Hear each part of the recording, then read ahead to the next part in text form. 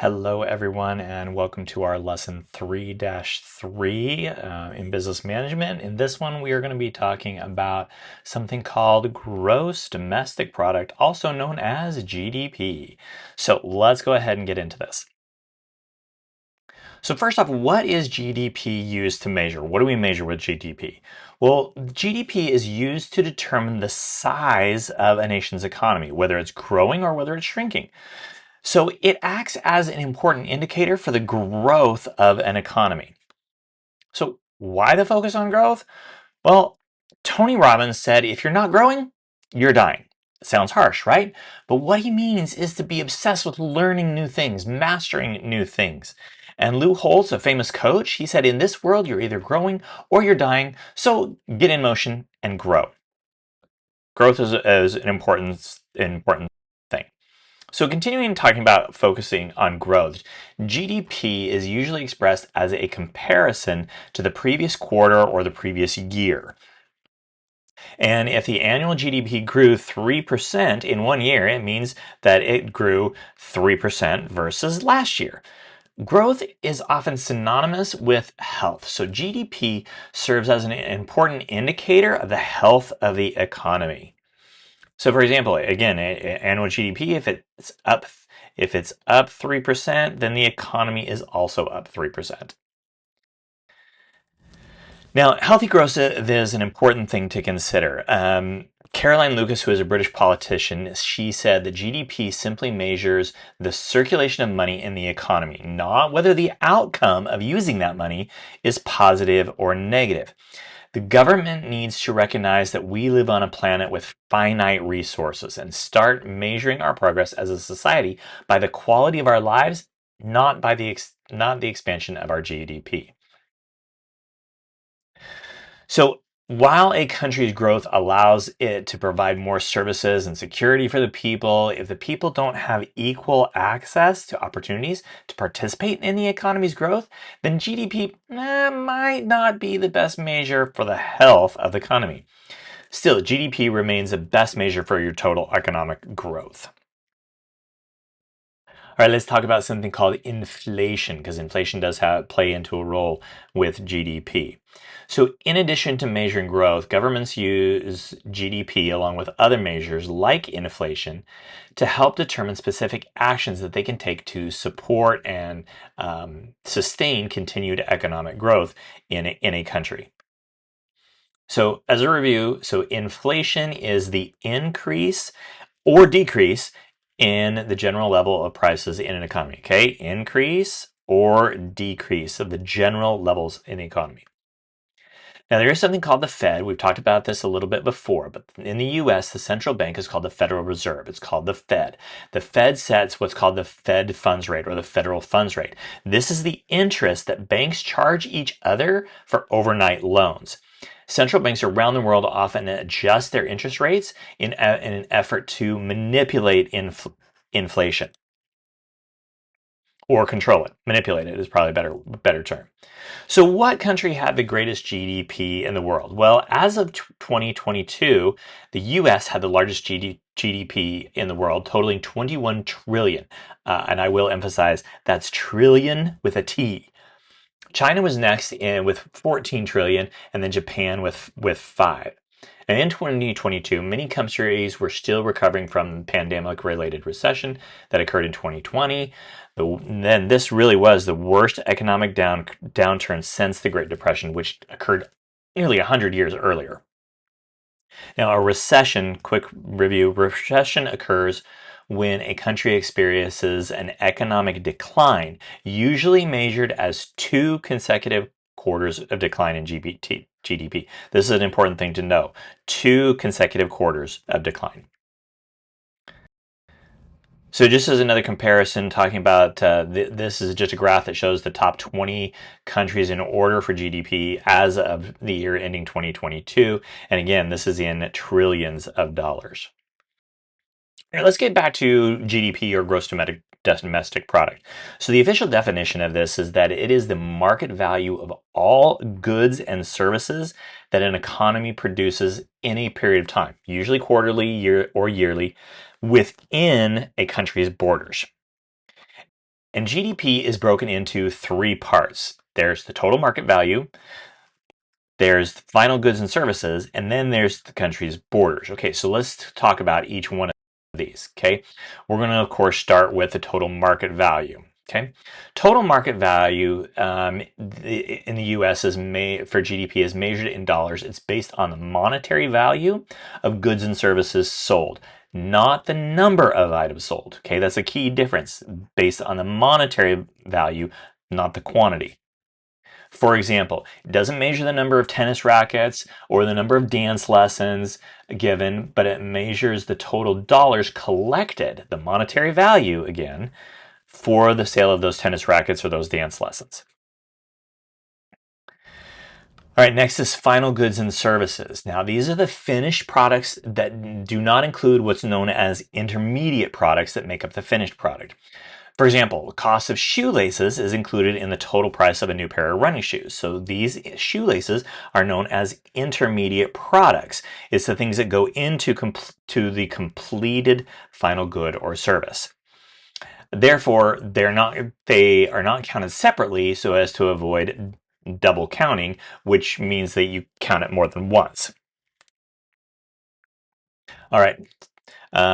Again, continuing to talk about final goods and services.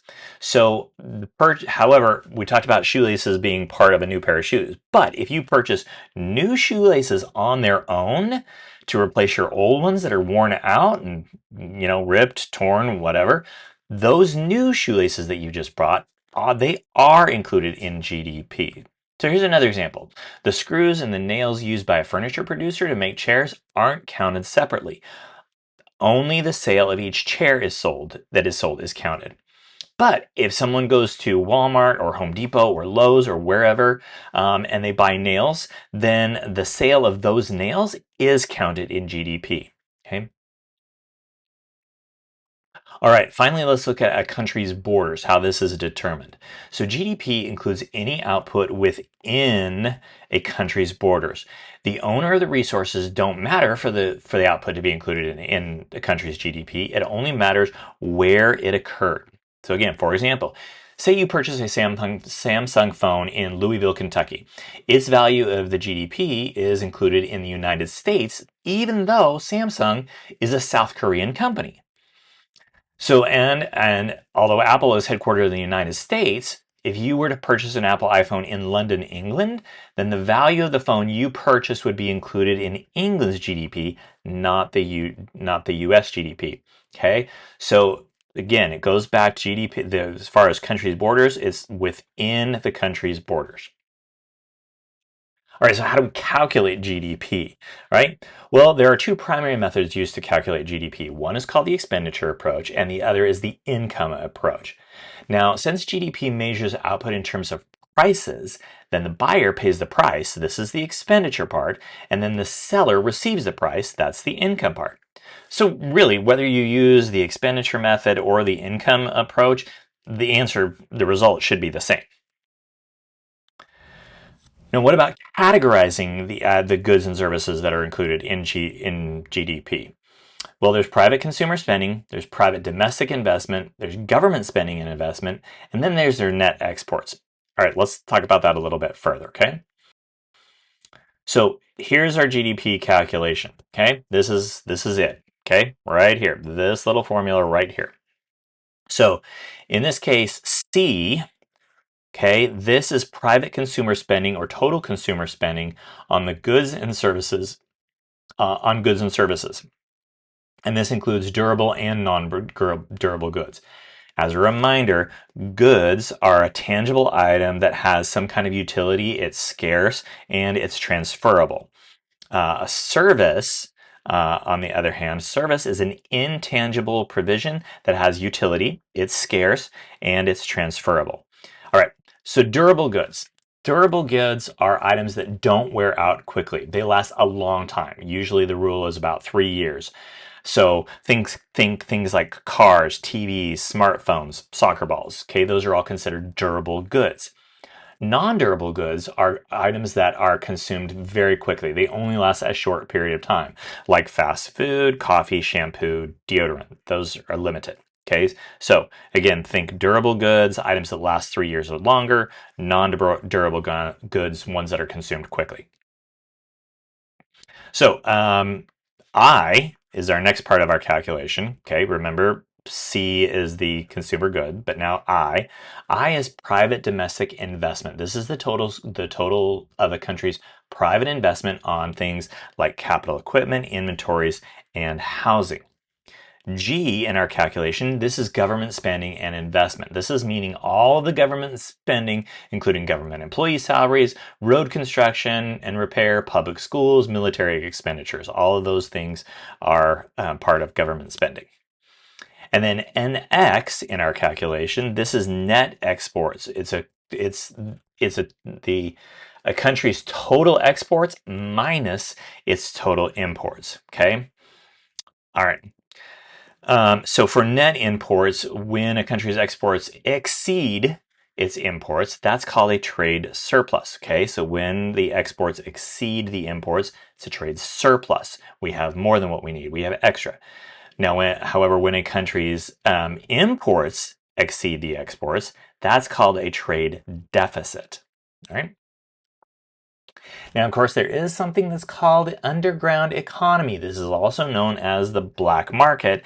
It's where certain parts of a country's economic activity go unrecorded, they're untaxed, like ticket scalping or illegal drug trafficking.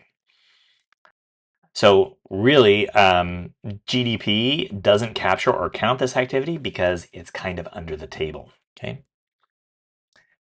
Now, transfer payments. This is a payment of money to a person where no work or a service is performed in exchange for that payment. Let's look at this in more detail. Since no good or service is received in an exchange for the payment, it isn't counted in GDP, okay? Transfer payments not included in GDP. So for example, unemployment compensation is an example of a transfer payment because it's not counted in GDP. It is a payment made by state governments to employees who lost their jobs through no fault of their own. And other forms include welfare and Medicaid. These are all types of transfer payments. Productivity. This is the amount of goods or services produced. This is your output per unit of input. Could be labor, could be capital, could be other resources, but that's how you determine several different ways depending on what form you use or what input you use can determine what your productivity is. But it's that output per that unit. So GDP is also used as part of the calculation to determine an economy's productivity. So there is this thing called per capita GDP. This is calculated as GDP divided by a country's population. So in order for a GDP to grow, an economy needs to be more productive, meaning that more people need to join the workforce or more work per person needs to happen. All right, so that's essentially our lesson 3-3, talking about gross domestic product or GDP. We talked about what GDP is, including the parts that make it up. We also talked about how GDP is categorized and how it's calculated.